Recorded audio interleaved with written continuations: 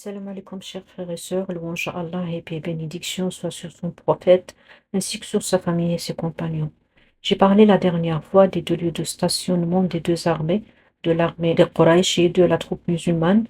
Dans le Coran, on lit une description très précise par rapport à la situation des musulmans et celle des mécréants avant même le déclenchement de la bataille de Badr. Après Bismillah ar-Rahman ar-Rahim, إذ أنتم بالعدوة الدنيا وهم بالعدوة القصوى والركب أسفل منكم ولو تواعدتم لاختلفتم في الميعاد ولكن ليقضي الله أمرا كان مفعولا. Surat Al-Anfal, verset 42, qui se traduit comme suit. Quand vous étiez sur les versants le plus proche, en parlant de la troupe musulmane, ils étaient sur le versant le plus proche par rapport à Médine, et eux, donc, sur le versant le plus éloigné, c'est-à-dire l'armée de Quraysh, les mécréants, plus éloignés par rapport à Médine, ils étaient plus proches de la Mecque, tandis que les gens montés étaient en dessous de vous. C'est-à-dire c'est la caravane de Abu Sufyan qui était en dessous de vous, c'est-à-dire ils ont détourné, ils ont évité le chemin des caravanes. Si vous vous étiez convenu d'un rendez-vous, vous vous serez opposé sur le choix de ce rendez-vous. Mais tout advint pour qu'Allah accomplisse un ordre qui reçut l'exécution. C'est-à-dire, même s'ils se donnaient rendez-vous pour se rencontrer, Allah subhanahu wa ta'ala a décidé autrement. Fin de traduction. Revenons à notre troupe musulmane. Quand, une fois arrivé à Badr, à la vallée de Badr, le soir venu, le prophète Muhammad sallallahu alayhi wa sallam envoya trois émissaires de sa troupe. C'est Ali ibn Abi Talib, Az-Zubayr ibn Awam et Saad ibn Abi Waqqas avec un groupe de ses compagnons. La vallée de Badr où il y a des puits et beaucoup de sources d'eau, en quête d'informations sur l'ennemi de Quraysh et afin de guetter ses mouvements. Dans cette mission de reconnaissance, ils rencontrèrent un groupe de porteurs d'eau avec leurs chameaux appartenant à l'armée de Quraysh, dans lequel se trouvaient deux jeunes esclaves. Les émissaires de la troupe musulmane avaient arrêté ces deux esclaves durant leur mission et les amenèrent dans leur camp. Et pendant que le prophète Muhammad sallallahu alayhi wa sallam était en train de faire la prière, il était debout, ses compagnons interrogèrent ces deux esclaves sur leur appartenance. Ces deux esclaves répondirent que nous sommes les porteurs d'eau en charge du ravitaillement en eau potable pour l'armée mécoise, l'armée de Quraysh.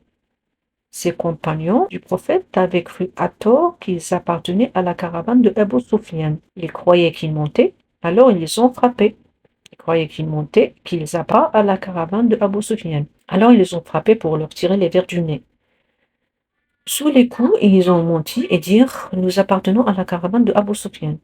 Ils abandonnèrent la partie, mais quand le prophète sallallahu alayhi wa sallam termina sa prière, il faisait sa prière, mais il savait ce qui se passait derrière lui. Il dit à ses compagnons, il se tourna vers ses compagnons, il leur dit: alors, quand ces deux garçons ont dit la vérité, vous les avez battus, et quand ils mentent, vous les laissez tranquilles.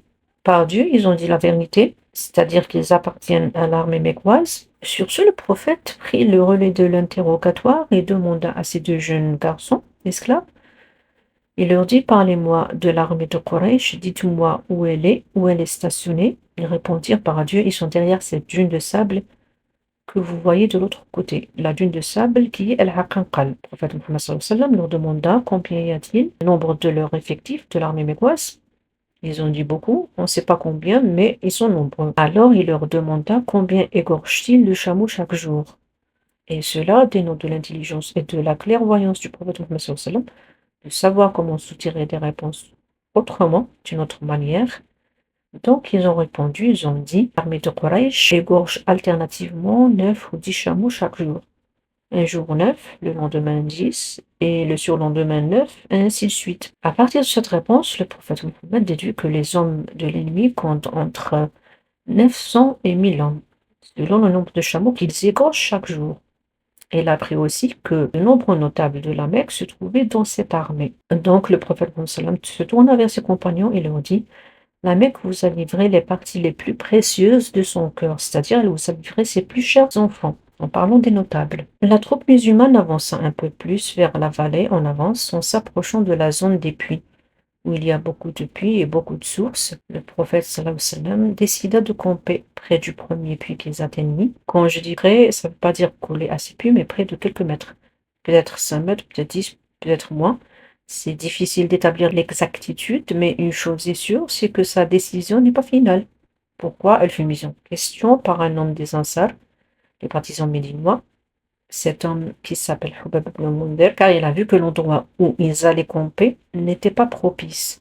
Il demanda alors au saint prophète s'il avait choisi cet endroit parce qu'il a reçu une révélation d'Allah subhanahu wa ta'ala, ou simplement pour répondre à une tactique de bataille. Il lui demanda, ô messager d'Allah, pourquoi tu as décidé de camper ici? Est-ce que c'est Allah qui te l'a ordonné et nous devons donc ni avancer ni reculer? Est-ce que c'est ton propre jugement qui te l'a dicté, que tu as choisi cet endroit, ou est-ce une tactique ou une ruse? Alors on finit jamais de souligner les qualités solidaires exceptionnelles en parlant du prophète Mohammed sallallahu alayhi wa sallam, qui, loin d'agir en solo, de s'emparer de la prise de décision de façon absolue ou égoïste, non, loin de là, c'est un agissement qui rejoint beaucoup plus la conception actuelle de la démocratie, gardant à l'esprit que la modestie et l'humilité sont des qualités intrinsèques à sa personnalité, donc il a eu recours à la consultation, il a l'art de l'écoute, donc le prophète étant ouvert à d'autres propositions, d'autres réflexions stratégiques et d'autres prises de décision. Gardons aussi à l'esprit qu'il prenait toujours la décision finale en se basant sur la guidance d'Allah. De ce fait, il répondit: aucun commandement divin n'a été reçu à ce sujet. Si vous souhaitez faire une autre proposition, allez-y, n'hésitez pas. Donc, El-Hubeb poursuivit: ô messager de Dieu, à mon avis, ce n'est pas un bon endroit pour établir notre camp. Il vaudrait mieux avancer davantage, un peu plus bas, jusqu'au puits le plus proche des rangs de l'ennemi, de prendre possession de la source la plus proche de l'armée de Quraysh. Je connais cette source et son eau est très potable et généralement abondante, où nous allons camper et creuser un bassin qu'on va remplir d'eau. Nous fermerons ensuite les autres puits de sorte que nous aurons notre réserve d'eau et nous pourrons boire à notre soif. Notre ennemi en sera privé. Le prophète sallallahu alayhi wa sallam se rangea sans hésiter à cet avis et en donna l'exécution. Alors, il et ceux qui étaient avec lui se levèrent et marchèrent jusqu'à ce qu'ils arrivèrent à la source d'eau la plus proche de l'ennemi, selon les indications de Hubab. Au milieu de la nuit, ils remplissirent de sable les puits situés sur la route de la caravane et sont allés au puits le plus proche de l'ennemi. Ils l'ont gardé compost avancé, le remplissent d'eau. Ils ont desséché pardon les autres puits en les remplissant de sable, en jetant les pierres à l'intérieur, obligeant les Mécois à se rendre à l'endroit choisi et laissant de plus dans une condition de soif extrême. Et ils y installèrent leur campement dans ce poste avancé. Ils ont passé la nuit en prière et adoration d'Allah. Cette nuit, grâce à Allah, une légère pluie se mit à tomber, ce qui a permis aux musulmans de recueillir de l'eau dans leur réservoir. Le sable aussi durcissait sous leurs pieds, empêchant leurs pieds de glisser ou de s'enfoncer et leur permettant aussi d'avancer plus rapidement. À l'inverse, du côté de Quraysh, le sable devenait boueux et leur eau aussi, elle s'est salie. Aussi, des compagnons du prophète a décidé de construire un abri pour le prophète, et c'est Saad ibn Mu'adh qui a eu cette idée. Il lui a dit au prophète de Dieu: j'aimerais qu'on te construise un truyer dans lequel tu t'abrites, tes montures près de toi, et c'est nous qui vont rencontrer l'ennemi. Si Allah nous honore et nous donne la victoire, c'est notre ultime but. Et si ce n'est pas le cas, si nous serons vaincus et que c'est l'ennemi qui aura la victoire, prends ta monture, rentre vite à Médine, rejoins ceux qui n'ont pas combattu. Et quand il dit ça à propos de ceux qui n'étaient pas à la bataille, c'est pas dans le but de dénigrer qui que ce soit. Il sait bien que ceux qui sont restés dans la cité ne pouvaient pas les rejoindre. En plus, il a conseillé au prophète de rentrer vite en cas d'échec. Je crois, à mon avis, qu'il a eu peur que le prophète ne soit tué. Il reprend: ceux que tu as laissés derrière toi t'aiment tout autant que nous. S'ils savaient que tu partais en guerre, ils ne seraient pas restés en arrière, ils te protégeront, te conseilleront, combattront tes ennemis à tes côtés. Le prophète remercia donc Saad et implora Dieu pour lui. Un abri fut construit comme l'avait suggéré. Le prophète eut droit à cet abri une sorte de poste d'observation au sommet d'une colline, surplombant le champ de bataille depuis lequel il pourrait superviser les opérations. Et en réponse aux détracteurs qui disent que le prophète sallallahu alayhi wa sallam envoie les autres combattre à sa place, faut pas oublier que dans toutes les guerres, les premières lignes sont occupées par les soldats, n'est-ce pas? Le prophète Mohammed sallallahu alayhi wa sallam donc envoya deux éclaireurs encore, Ammar ibn Yasir et Abdullah ibn Mas'ud, faire la reconnaissance la nuit de l'état de l'armée de Quraysh. Ils revinrent avec la bonne nouvelle que l'effectif de l'armée ennemie est saisi de peur, bien que leur nombre était supérieur, ils étaient mieux équipés, mieux armés, mais ils ont dit qu'il règne une atmosphère de peur dans leur camp, au point que lorsqu'un cheval veut renâcler, il lui frappe la figure. C'est en parlant de l'armée de Quraysh. Le prophète sallallahu alayhi wa sallam, donc, sur ces nouvelles, implora Allah en ces termes. Il a dit: Ô Dieu, voici Quraysh venant défier, déterminer ton prophète, démentir ton prophète, avec vanité et arrogance. Accorde-moi le soutien que tu m'as promis. Fais que nos ennemis soient vaincus en l'espace d'un matin. Par ailleurs, il rassura ses compagnons en leur promettant le soutien d'Allah et s'exprima à eux en disant: tel polythéiste mourra ici, un tel mourra là, en posant la main sur la terre à tel ou tel endroit. N'oublions pas qu'il est visionnaire, qu'il est clairvoyant, il a toutes ces qualités qui lui permettent de présager l'avenir. Donc la nuit, le prophète Mohammed sallallahu alayhi wa sallam a réorganisé sa troupe et s'est installé dans son abri, accompagné de Abu Bakr, armé de son sabre. Cette nuit du 17 Ramadan, les compagnons ont été enveloppés d'un sommeil paisible et profond. Lorsqu'ils s'éveillèrent au bout d'un moment, leur crainte était dissipée et avait fait place à un sentiment de réconfort. Cet assoupissement avait radicalement transformé leur moral. À leur réveil, ils étaient pleins d'assurance, en plus physiquement. C'est un sommeil récupérateur qui a dissipé aussi leur fatigue de longue marche et de préparatifs. Ce fait est évoqué dans le Coran, dans le verset suivant, traduit comme suit: Et quand il vous enveloppa de sommeil, comme d'une sécurité de sa part, et du ciel il fit descendre de l'eau sur vous, afin de vous purifier, d'écarter de vous la souillure du diable, de renforcer les cœurs et d'en raffermir vos pas. Coran 8, verset 11. Bien sûr, le prophète Mohammed sallallahu alayhi wa sallam n'a pas dormi. Ne dit-on pas que le chef ne dort jamais et se repose? Ce chef donc exceptionnel ne s'est même pas reposé. Il a plutôt passé la nuit à prier. C'est un chef spirituel avant tout. Il a passé la nuit à implorer Allah de leur accorder la victoire. Et ce fut donc le 5e bivouac, la 5e station de la troupe, avant le déclenchement des opérations. Quand ce fut l'aube du 17 Ramadan, le prophète a placé Bidal à la prière de l'aube. Pourtant, c'était la guerre, les préparatifs de la guerre étaient imminentes. En déplacement et dans toutes ces conditions pénibles et non sécurisées, ils n'ont pas oublié la prière. Donc, ensuite, il briefa les compagnons sur la position de l'ennemi, donna les recommandations et les instructions, mit de l'ordre dans les rangs de la troupe alors qu'il était en train d'aligner les troupes. Il passa au niveau de Sawad ibn Raziya, un allié de Bani Hadi. Il vit que ce dernier était légèrement détaché du rang. À l'aide de la flèche qu'il avait dans sa main, le prophète Mohammed sallallahu alayhi wa sallam l'a piqué avec cette flèche le ventre de ce garçon, de ce Sawad, lui intimant cet ordre. Il lui dit: aligne-toi correctement, Sawad. Et Sawad s'exclama. Il lui dit: ô messager d'Allah, tu m'as fait mal en me piquant dans le ventre, alors que tu as été envoyé avec la vérité et la justice. C'est-à-dire, c'est pas juste que tu m'as fait, puisque tu m'as fait mal. Et il lui dit: rends-moi justice. Le prophète Mohammed sallallahu alayhi wa sallam donc découvrit alors son ventre et lui dit: rends-moi pareil, prends ta revanche, c'est-à-dire fais-moi la même chose, pique-moi toi aussi sur le ventre et fais-moi mal. Et donc c'est alors que Sawad le prit dans ses bras et embrassa son ventre. Le prophète Mohammed sallallahu alayhi wa sallam lui répond: qu'est-ce qui t'a poussé à agir ainsi, Sawad? Il répond: dans ce contexte pareil et dans l'éventualité que je mourrais, puisque la bataille est imminente, j'aimerais profiter de ces derniers moments de cette rencontre avec toi pour que ma peau touche la tienne. C'est-à-dire, ce compagnon l'admirait tellement qu'il a fait ça. Et le messager d'Allah invoqua alors en sa faveur. Les armées à travers le temps avaient des codes pour se reconnaître, distinguer l'ami de l'ennemi, même si aujourd'hui, avec la technologie de pointe qu'a connue le domaine de la guerre, on n'est jamais à l'abri des feux amis ou des dommages collatéraux. S'agissant de notre troupe, le compagnon Hamza portait une flèche d'autruche sur sa poitrine. El-Zubayr avait une coiffe jaune sur la tête.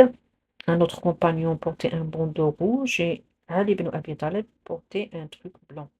De l'autre côté de l'armée, du côté des mécréants de Quraysh, le matin, les Qurayshites commençaient à s'avancer en descendant de la colline d'Al-Haqanqal. Ils s'avancèrent vers la vallée de Badr dans le centre. Le premier à être vu de loin était Utba ibn Abi Rabi'a. Et le messager d'Allah l'a vu de loin. Il a vu Utba ibn Rabi'a sur son chameau roux. Et il a vu ses agissements, il a vu son comportement, son langage du corps parmi l'armée de Quraysh. S'il y a quelqu'un de bien, c'est celui qui a le chameau roux. S'ils lui obéissent, ils seront guidés vers le droit chemin. C'est-à-dire, s'ils lui obéissent, ils prendront la bonne décision. On verra qu'est-ce qui va se passer plus tard. Donc, quand le prophète Mohammed sallam les vit descendre de l'Aqanqal, la colline où ils étaient positionnés dans la vallée, il dit: Ô Dieu, que voici Quraysh qui avance avec arrogance et orgueil, te défiant et reniant ton messager, accorde-moi la victoire que tu m'as promise.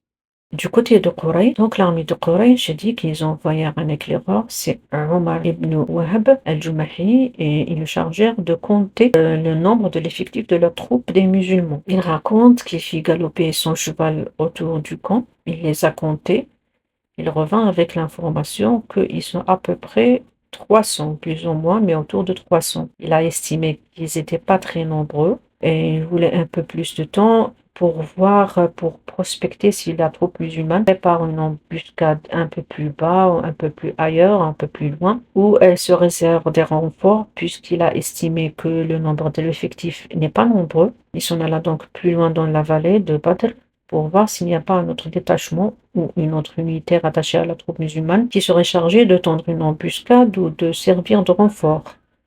Mais il ne vit rien. Il rentra dans son camp de Quraysh et leur dit: Je n'ai rien trouvé.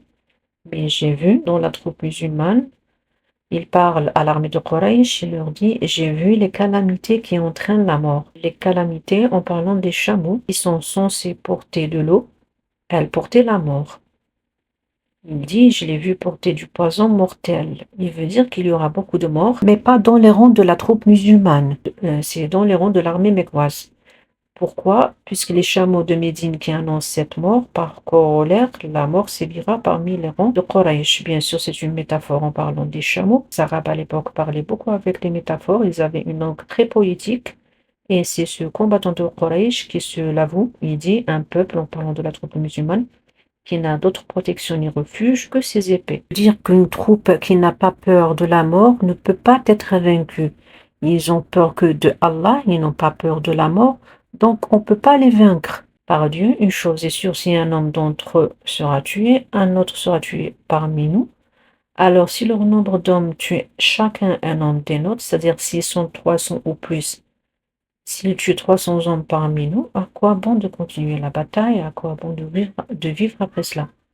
Et c'était cette déclaration de faiblesse qui suscita une polémique parmi l'armée de Quraysh. Quand Hakim bin Hizam, un combattant de l'armée de Quraysh, entendit cela, il voulait voir un autre avis, il voulait consulter Utba ibn Rabi'a, l'un des notables de Quraysh, l'un des chefs de l'armée de Quraysh. Il lui dit: Ô Abu al-Walid, c'était son surnom.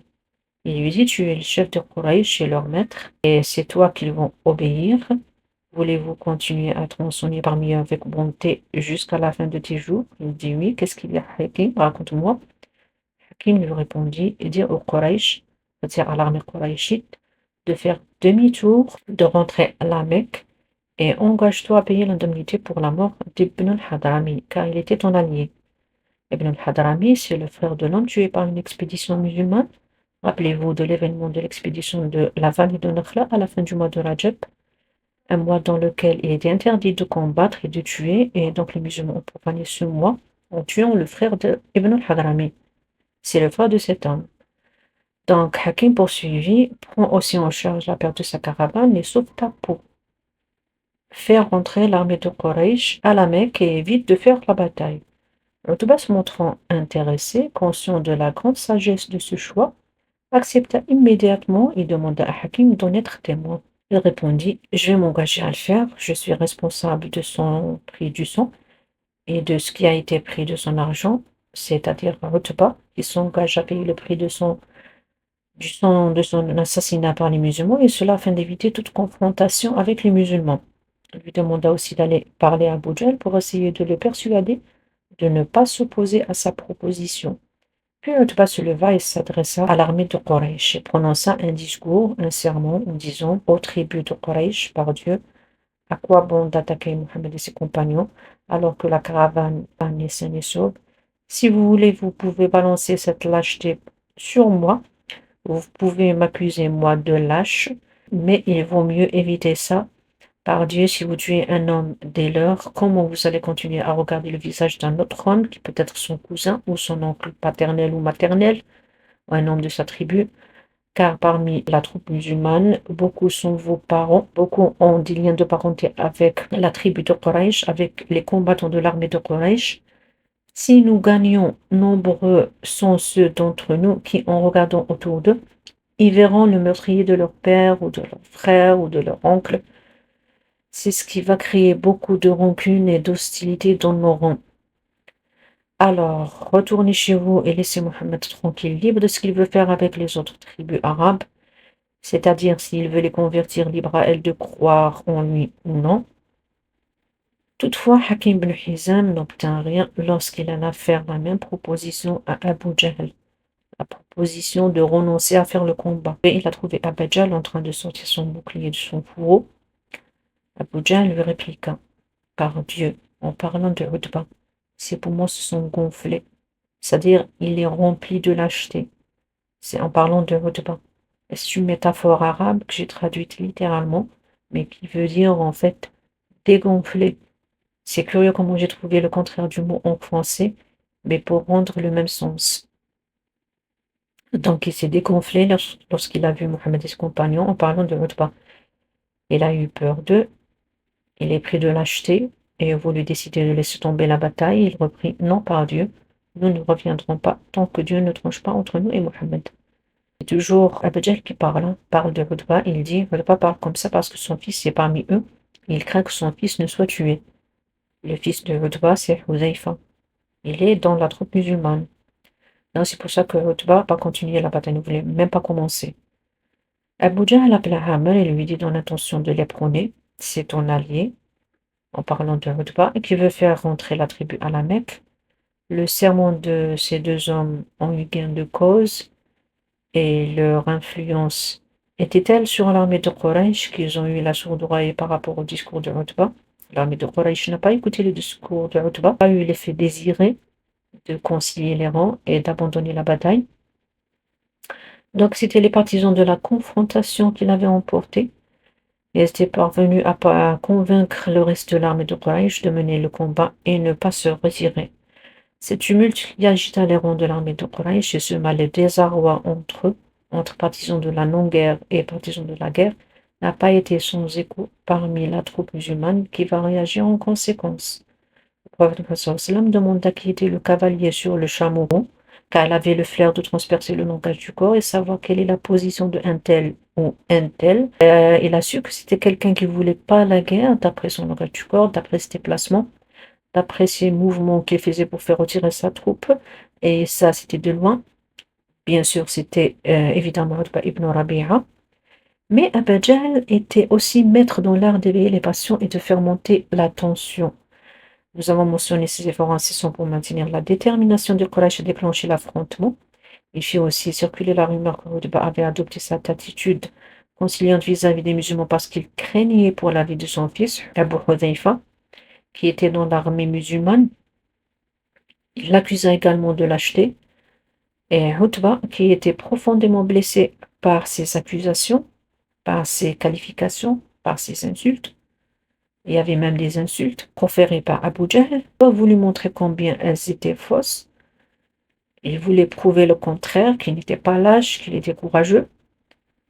Donc il décida de rester dans la bataille et sortit, il devança, il prend les postes avancés dans l'armée de Quraysh en compagnie de son frère Shayba, de son fils El-Walid, et défier les musulmans pour un triple duel. Sur ce, je termine aujourd'hui. On verra la suite la prochaine fois. Restez à l'écoute si vous êtes intéressés. À la prochaine fois, Inch'Allah, si Dieu le veut.